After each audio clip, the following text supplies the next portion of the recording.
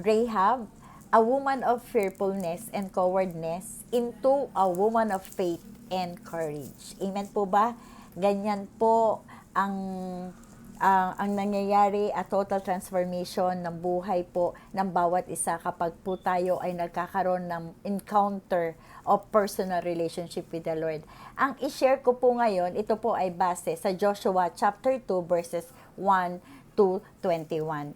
I will summarize kasi medyo mahaba po ito. As we go along, magbanggit po ako ng mga verses na galing po dito. Okay, so sabihin ko lang po, sino po ba ang mga character dito? Ang characters po dito ay si Joshua. Siya po si Moses' assistant while he led the people in the wilderness. God selected Joshua to lead the Israelites after Moses' death. Sino ba po? Of course, si Rahab. She is a harlot or a prostitute. Siya po yung babae na nagbibigay po ng panandaliang aliw. At siya po ay nakatira sa Jericho. At ano pa, yung dalawang spies na inutusan po ni Joshua went to Israelites to spies across the Jordan River to spy out the land and the city of Jericho. Amen po ba? So, tingnan po natin ano po yung mga biblical principle na bakit po ito si Rahab ay ginamit ng Panginoon. Kung iisipin po natin, isang babaeng mababa ang kanyang puri, ordinary woman na pero ginamit ng Panginoon para isave ang Israel, para magkaroon ng transformation sa kanilang bayan. Amen po ba? Ano po yung mga biblical principles? Si Rahab po, hindi po siya Jewish. She is a Gentile. She had a reputation no woman would ever want, no?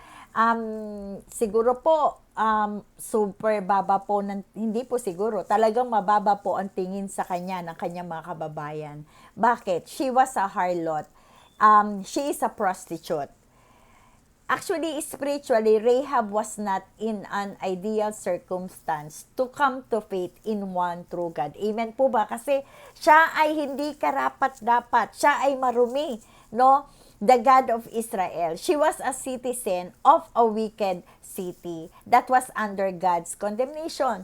So, galit nga po ang Panginoon dahil ang city na yon, ang Jericho, puno ng kasalanan. But, Rahab was part. Siya po ay nakatira doon sa corrupt, defied, pagan culture. But, tingnan po natin, in spite na si Rahab po, no, ginamit po siya ng Panginoon mightily.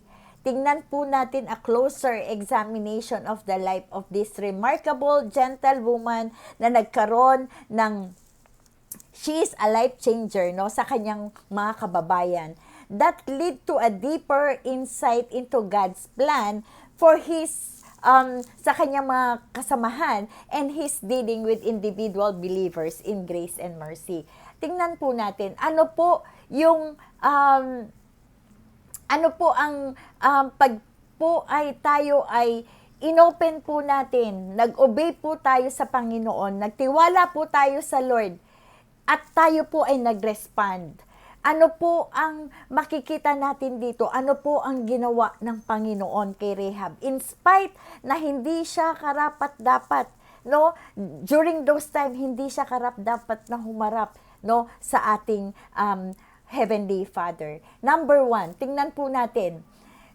When we obey, trust the Lord, at patuloy tayong lumakad ayon sa kanyang kalooban, katulad po ni Rahab, God will protect you. Sabi po in verse 14, ipinapangako naming walang masamang mangyayari sa iyo kapag ibinigay na sa amin ni Yahweh ang lupain ito. Ang sabi po sa chapter 14, basahin ko po in English, we offer our lives as a guarantee for your safety. Ang nagsasabi po nito, yung dalawang spies na tumira po o nagtago po sa kanyang tahanan. The men agreed, if you don't betray us, we will keep our promise and be kind to you when the Lord give us the land.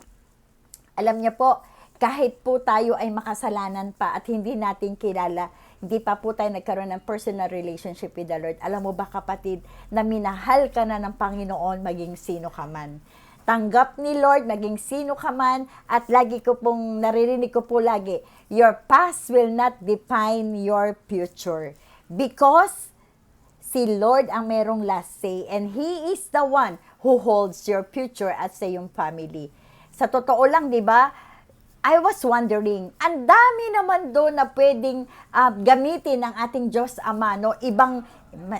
Pwede kong sabihin, mas matino pa na babae. Bakit doon pa sa tahanan ni Rahab, tumuloy yung 2 spies at doon ay ginamit ng Panginoon upang magkaroon ng pagbabago sa bayan ng Israel? Amen po ba? Alam niyo po mga kapatid sa mananampalataya, we are so honored and privileged na kapag mayroong ipinagagawa ang Lord sa atin, when we respond, na maging kabahagi para sa advancement ng kanyang kingdom. When we obey Him, His promise of protection for us and all the people connected to us is a package. Nang tanggapin mo ang Panginoon as your Lord and Savior, automatic yun. We have the privilege o ibinigay ng Panginoon ang proteksyon para sa iyo at sa ating pamilya. May mga sitwasyon na kailangan mong manindigan sa katotohanan. Amen po ba? Whatever the cause or what might happen. Basta He is a God, di ba sabi, He is the way, the truth, and the life. When we know na He is a God of truth, no matter what happen, God will always protect us from our enemy. At ang sabi pa in Psalm 91, sabi ng Lord, because He loves me, says the Lord, I will rescue him, I will protect him, for He will acknowledge my name. At ang ano pa, God will preserve you. Sabi in verse 1, pumunta nga sila roon at tumuloy sa bahay ni Rahab, isang babaeng nagbebenta ng panandaliang aliw, at doon sila nagpalipas ng gabi. Alam niyo po, Rahab has no good reputation. Amen po ba? Sabi ko nga kanina, bakit sa tahanan niya pa tumuloy ang 2 espiya? Para mangyari ang kalooban ng ating Diyos sa buhay ng kanyang mga anak. Possible po during those time, wala pong honor, walang dignidad, kasi masyado pong mababa ang tingin ng tao, no, kay Rahab. At katulad po noon nang hindi pa natin nakikilala ang ating Panginoon, when we are still sinners, di po ba tayo po ay nahihiya from our past? But when we encounter our Lord Jesus Christ by faith, when we accepted Him, our past sin is no longer matter. If you have past you're not proud of, don't despair. God's grace is sufficient to transform a bad transformation into a sterling one. All that is required is faith. Faith in the one Jesus Christ who came through a lineage of a harlot. And when someone reminds you of your past, alam niyo naman po, no? Lagi po minsan pinapaalala sa atin ng enemy ating nakaraan. My dear sisters, courageously stand and declare, what I was once, hindi na po ako yun. I am a new person, for the one who died once for me has given me a new name, daughter of the Messiah. This means that anyone who belongs to Christ has become a new person.